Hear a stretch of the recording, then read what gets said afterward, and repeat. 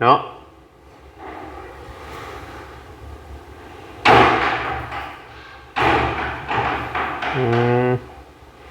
กระเบื้องนี่คือว่าแก้ผมบ่ได้แต่พอเวียงเข้ามากับบ่ฮู้ว่าผู้ใดเป็นคนแกะน่าสิแม่นน้องดาวนะของแนวว่าเวียงให้เพิ่นเป็นคนเฮ็ดรอบเพิ่นมาได้จังสิถามเพิ่นคุยรายละเอียดกับเพิ่นใหม่แก้ออกเบิดเลยก็มีตัวนี้คือว่าบ่เวียงเข้ามาบ่ได้ทันนะพี่น้องตัวเวียงเข้ามาบ่ได้ทันว่าเป็นแก้บัดนี้แหละเพิ่นเช็ดเอาไปทำนองใดเป็นแก้เพิ่นสิเฮ็ดไปทำนองใดแต่ว่าบ่เวียงก็สิเบิ่งแล้วก็สิช่วยออกความคิดเนาะมันต้องละเอียดออกมามันต้องงามเพราะผู้รับผู้ใหญ่เพิ่นได้มอบหมายให้แล้ว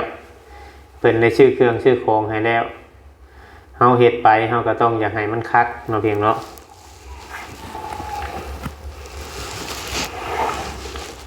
เป็นสุดท้ายนี่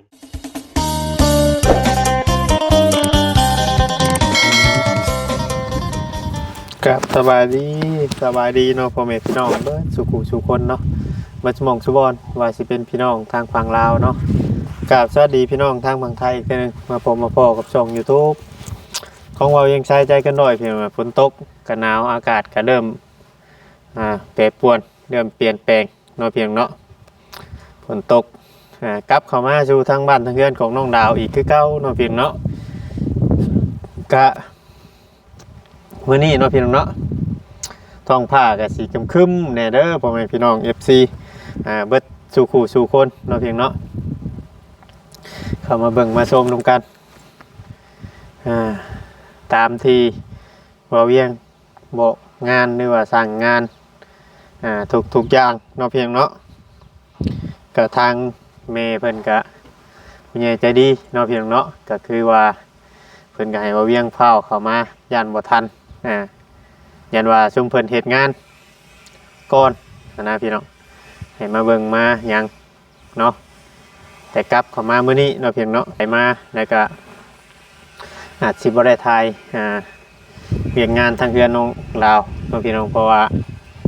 บ่มีไผเด้มื้อนี้พี่น้องเอ้ยเนาะบ่มีไผเด้แล้วก็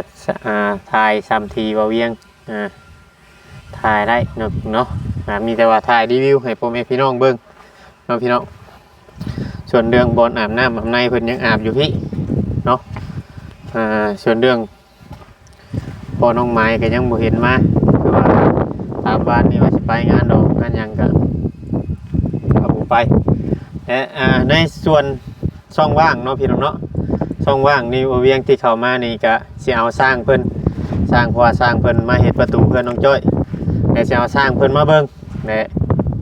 สิให้เพิ่นคำนวณเบิ่งใหม่เนาะเพียงเนาะตอนที่ว่าคุยกันกับเพิ่นตะกี้นั้นอาจรูปแบบเนาะรูปแบบได้อาจจะเฮาสิเฮ็ดเด็กขึ้นไปพอดีเพียงกับตัวนี้เลยเนาะบัดนี้แหละเฮาสิเปลี่ยนรูปแบบใหม่ตามรูปที่ว่าเฮาสิเฮ็ดเนาะบัดนี้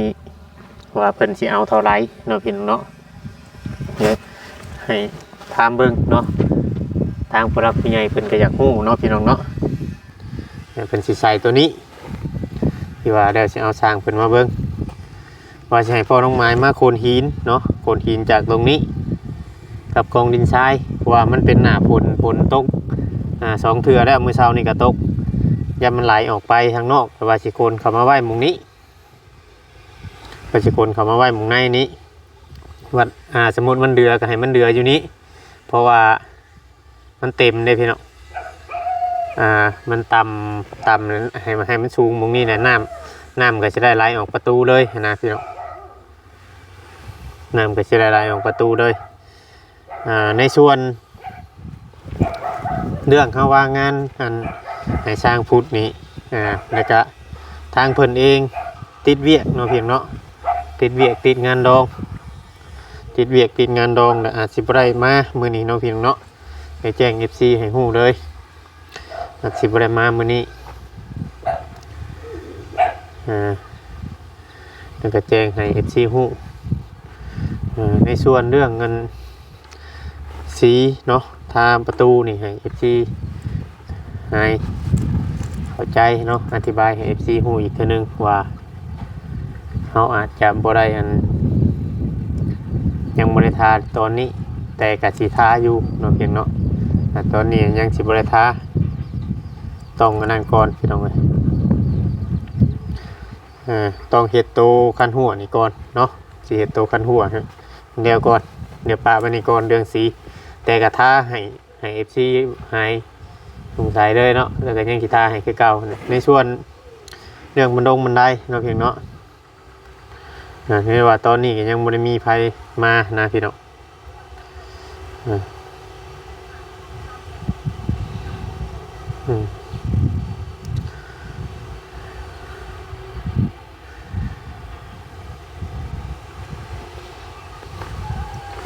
ให้พ่อแม่พี่น้อง FC ได้เบิ่งได้ชมกัน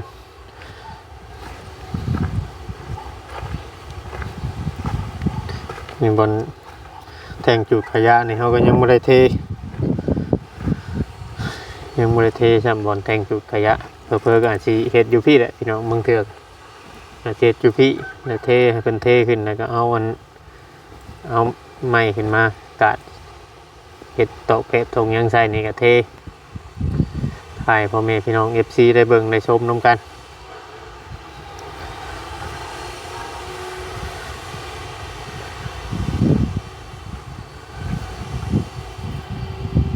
เศษปูนเศษกระเบื้อง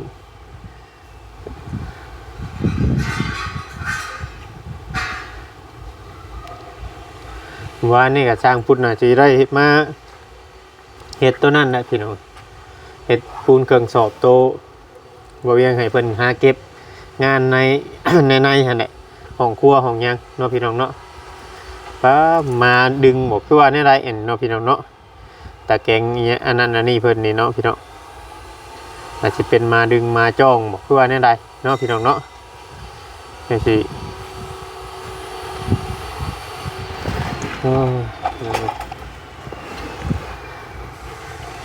คือว่ามาเวียงมากินนี่ก็มาทันหน่อยนึงพอดีเพิ่นแล่นออกไปเลยแล้วก็บ่ได้จอดอยู่เว้าอีหยังนำซับเพิ่นไป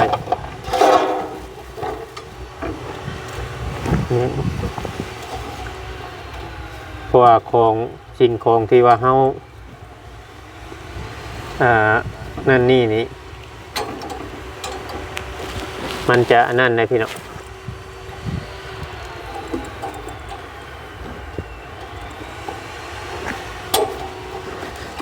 เอาปลาไว้ข้างนอกแบบนี้นะ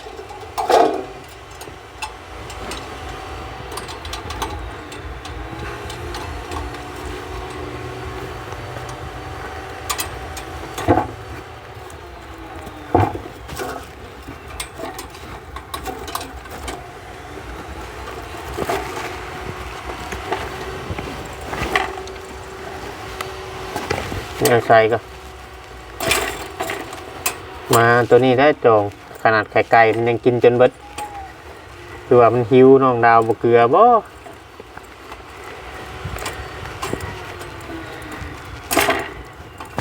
กินไข่ไก่จนเบิดหมาเพิ่นพี่น้องเอ้ย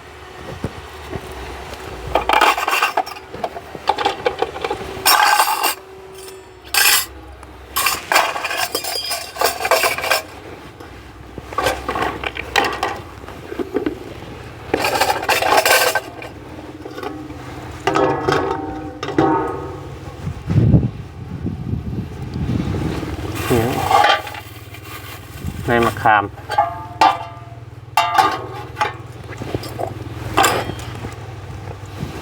เนาะและในส่วนเรื่องทอของน้ำเนาะเพียงเนาะอาจจะตั้งเทือกอาจจะเอาลงหมุงนี่คือเก่าแต่ว่าเราจะได้เจาะลงต่ำเจาะปะต่ำลงมามันก็ได้อยู่พี่น้องได้อยู่บ่เป็นยังต้องนั่นไปนั่นให้ FC เบิ่งอีกทีนึงว่าฝ้าวเวียงกับฝ้าวเข้ามายันว่าบ่ทันทางสร้างพูดเพิ่นมา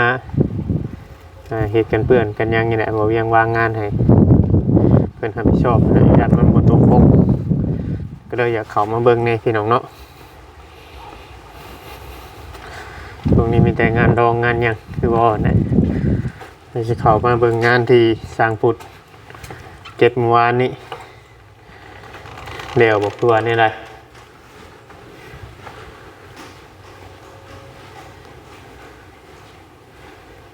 เพื่อสิเก็บงานให้มันแล้วแล้วจังสิเด้อเพิ่นเว้าเมื่อวาน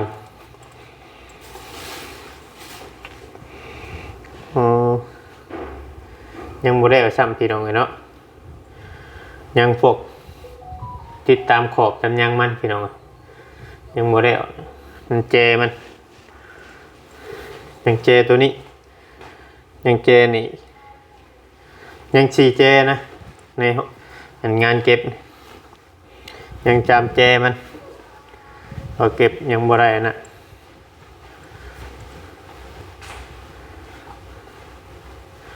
โอ้กระเบื้องนี่คือว่าแกะออกไปเลยเนาะ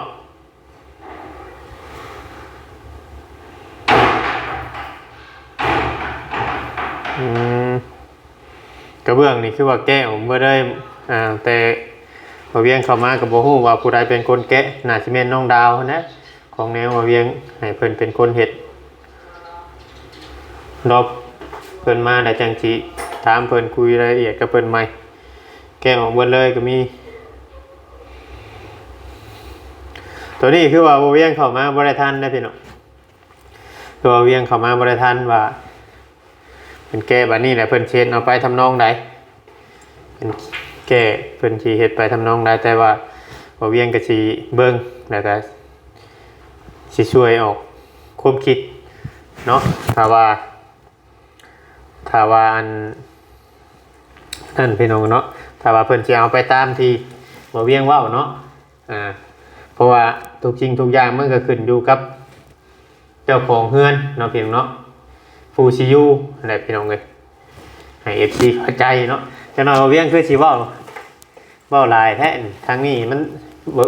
ให้มันสูงไว้หน้าทางน่ะบ่ให้น้ำอ่างกระจอกกระแจกเนาะบ่เวียงเข้ามาข้างในพี่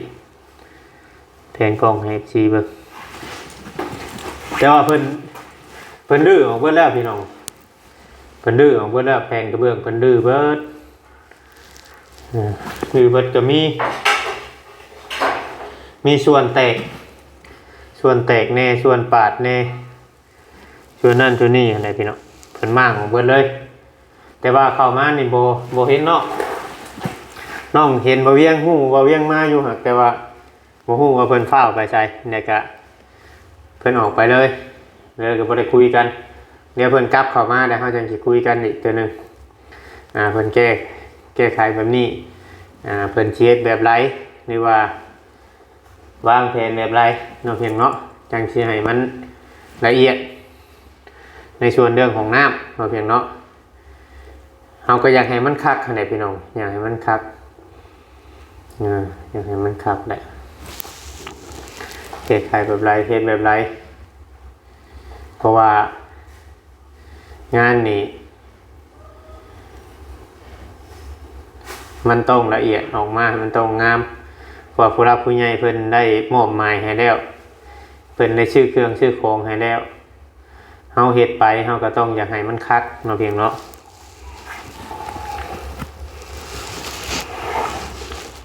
เป็นจุดท้ายนี่คือบ่เวียงเว้าต้องให้มันต่ำส่วนนั้นเข้ามาเมื่อนี้นี่คือว่าบ่ได้มีผู้ใดเลยเนาะเพียงเนาะน้องจ้อยก็บ่ได้ให้มาเฮ็ดพี่เพราะว่าน้องดาวบ่ได้อยู่ก็เลยไปเฮ็ดช่วยน้องถวยทองเนาะเพียงเนาะมื้อนี้ก็กับทางสร้างเพิ่นก็มาแค่มาเพิ่นก็ไปตามโทรศัพท์ก็แม่งอีกเนาะดื้อเลยดื้อคือว่าในส่วนของน้ำนี่เพิ่นแก้ออกเบิดเป็นแก้ออกเบิดแล้วเพิ่นเช็ดแบบไรก็ทางเบิ้งพี่น้องเลยทางเบิ้งถ้าถามน้องถ้าถามจากตัวน้องเองเพิ่นน่าสิแก้ออกเมื่อคืนนี่หรือว่าในไรแต่เพราะว่าเวียงบ่ได้อยู่ฮอดค่ำเลยสิถามเบิ่งน้องจ้อยอีกเท่านึงพอเวียงบ่ได้อยู่ฮอดตอนค่ำเลยพี่น้อง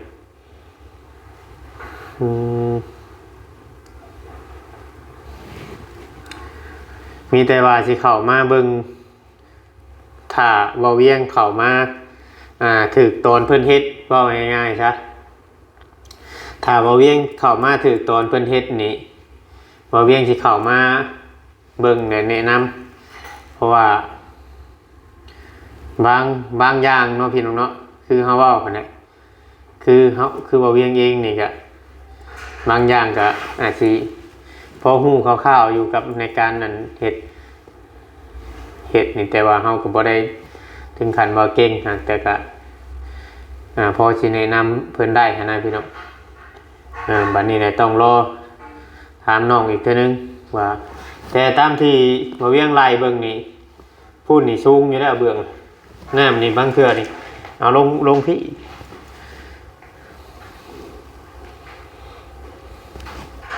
เพราะเขาต้องจับระดับหรือว่านิ่งเพียกปูไหลไปให้มันต่ำลงไปเลย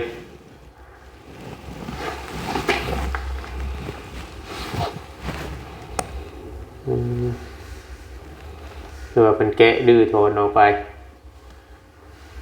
เตะเบิดเตะลายเพนเตะวิวพี่น้องเลยเนาะมาแฟนกล้องเอฟซีเบิ่งอีกเท่านึงเนาะ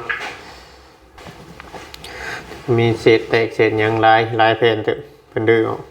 บอกฮู้ว่าใครเป็นคนดื้อหรือว่าสิแม่น้องดาวบอกพี่ช่างพูดแหละเพราะว่าเมื่อวานนี่บ่เวียงกะออกเมื่อก่อนช่างงานเขาเจ้าน่ะสิแม่น้องดาวดื้อเมื่อคืนนี้ดูว่าในไรในสิถามเบิ่งน้องจอยอีกเท่านึงดื้อเมื่อคืนนี่บ่คือดื้อมื้อเช้านี่เนาะเฮาก็บ่ฮู้นำตัวนี้กันเป็นเอาดอกสวรรค์ดอกสกัดมันยิงมาตก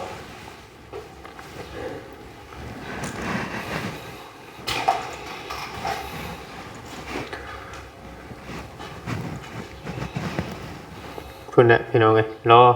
ชุเปิลมาในจังสีถามรายละเอียดอีกทีนึงเนาะเมื่อนี้เข้ามากับบ่ได้นะเข้ามากับบ่ได้พร้อมแต่ห้องครัวเมื่อวานนี่ทางสร้างพุทธเทศได้ออกมาขึ้นอะไรเนาะเดี๋ยวแต่ของครัวยังหิมมันคือกันยังเจคือกันยังไม่ได้เก็บเจ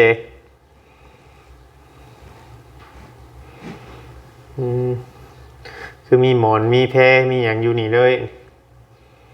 มาสินอนอยู่นี่เลยไปจักเนาะ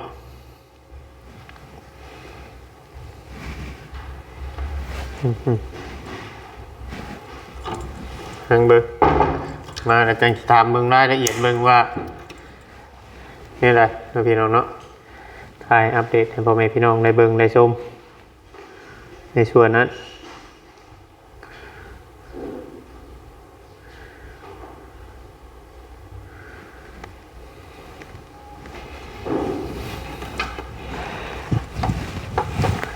ว่านี่ทางพูดเป็นการอาจีเห็ดตัวนั้นเพราะจังเห็นเศษกระเบื้องแตกน้ำนี่เนาะเป็นออกมาถิ่มไว้นี่สร้างพูดงานอาเชษปูนบัดนั้นโตเครื่องอันนี้สินั่นปกกระสอบปูนมายังถ้าฝนตกตอนเว้นนี่เรียบร้อยไปเลยได้นี่กระสอบปูนไปตกไปตั้งเดี๋ยวจะไปให้น้องจ้อยมาดึงไปตั้งมาปกว่าโบเห็นภัยอยู่ในตอนนี้นะทางบนไปตั้งกับปิวไปผมเพิ่นเอาแต่ผ่าลำมันนี่มันไม่ได้ยุถ้าฝนตกแท้ๆเปียกเบิดอีกคือเก่าพอฝนตกมื้อเช้านี่มันกระสาดเข้ามาในพี่อยู่แล้วมื้อเช้าฝนตกมันสาดเข้าในน้ำเอายังเต็มอยู่มีน้ำมียังเต็มอยู่เนี่ยพี่น้องเนาะสิ่งที่บ่เวียงว้าวสิ่งที่บ่เวียงบอกกะบางทีก็อยากให้รักษาสิ่งของที่ผู้รักผู้ใหญ่ชื่อให้เพราะว่าทุกสิ่งทุกอย่างเนาะที่เป็นชื่อให้ก็ล้วนแล้วแต่เป็นเงินบัดทุกบาททุกสตางค์เนาะพี่น้องเนาะโอ้ให้ใส่น้ำสีนี่มาอยู่พี่ถือว่ายางยายไปหลายเติบนะพี่น้องฝนตกมื้อเช้านี่มันอาจสิลมสิหยังเนี่ยยังให้เพิ่นมาถ้าเพิ่นเข้ามาได้จะให้เพิ่นหาเก็บเมียนเพราะว่างานยังบ่จบพี่น้องเป็น หลายสิ่งหลายอย่างงานอยู่ทางบ้านทางเพื่อนของน้องดาวคือว่ากะโลนี่เพิ่นดื้อของเบิดทุกแผ่นเลยปูเองเพิ่นเนาะปูเองเพิ่น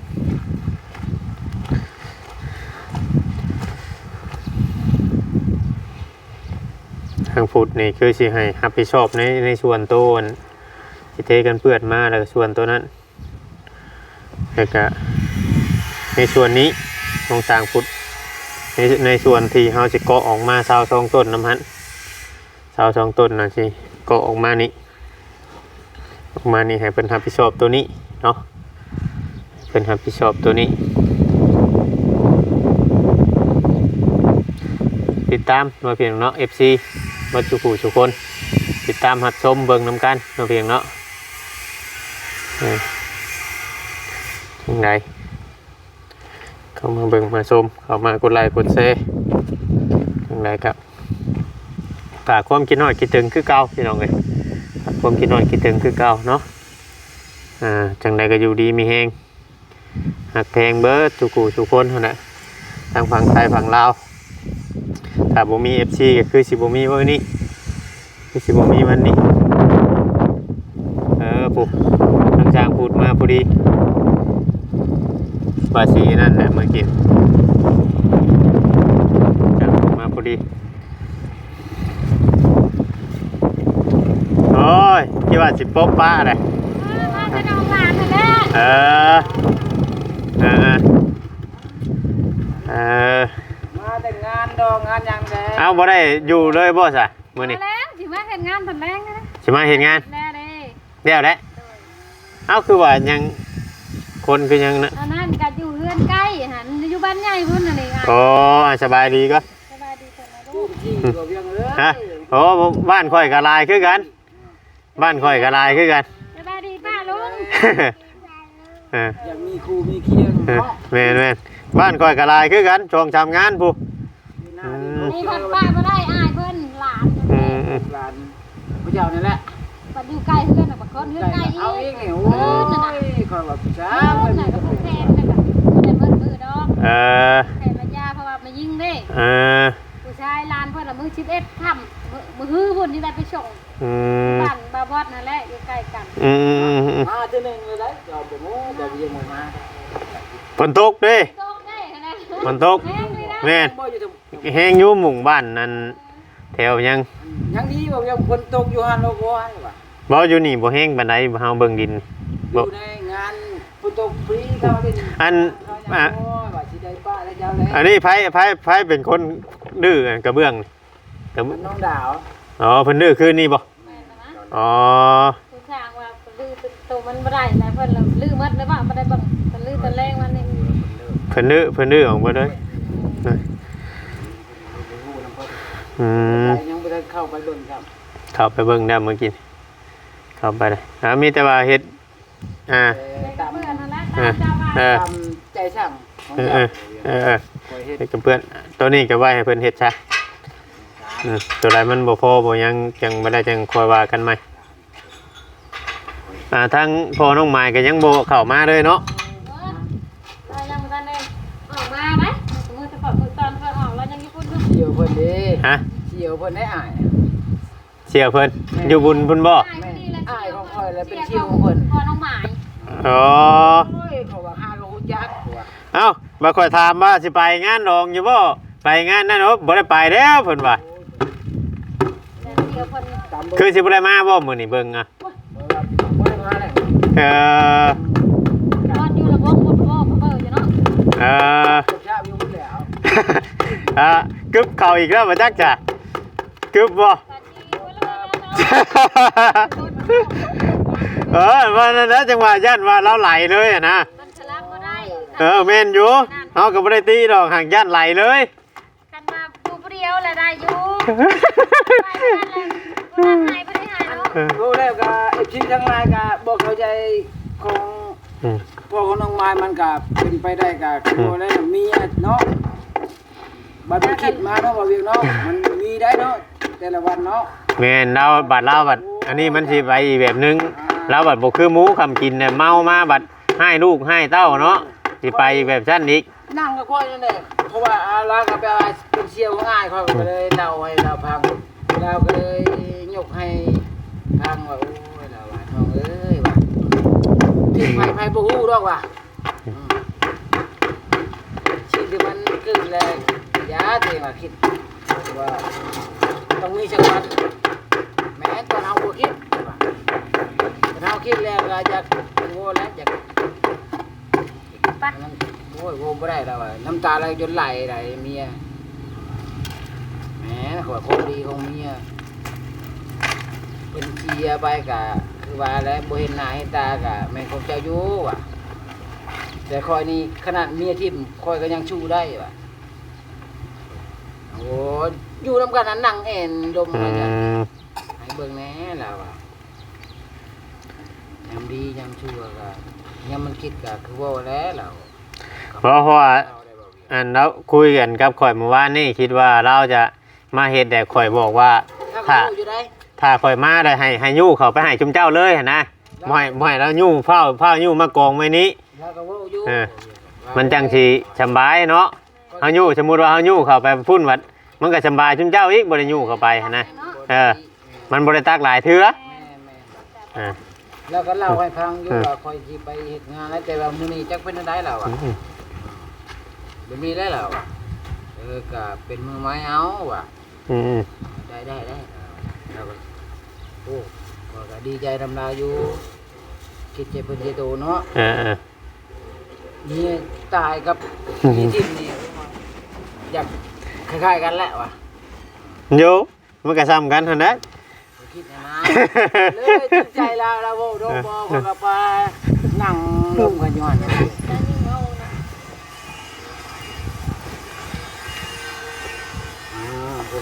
ว่าได้เนาะบ่เบียงอธิบายฟังว่าช่วยของ บ่ข่อยว่าสิออกไปน้ำเนาะได้คือสิบ่ได้นั่นนอกมื้อนี้เนาะว่าเราบ่ได้มามื้อนี้ ข่อยว่าข่อยสิออกไปน้ำแล้วยันว่าอันนั้น เราคอยเฮ็ดลาอะไรที่บ่ได้มาหรอกมาที่จังนี่แหละ เฮ็ดจังหน่อยสิเข้ามาหาใหม่เดี๋ยวไปเบิ่งสร้างเฮ็ดนั่นก่อนสร้างเฮ็ดประตูก่อนโอเคเนาะพี่น้องเนาะ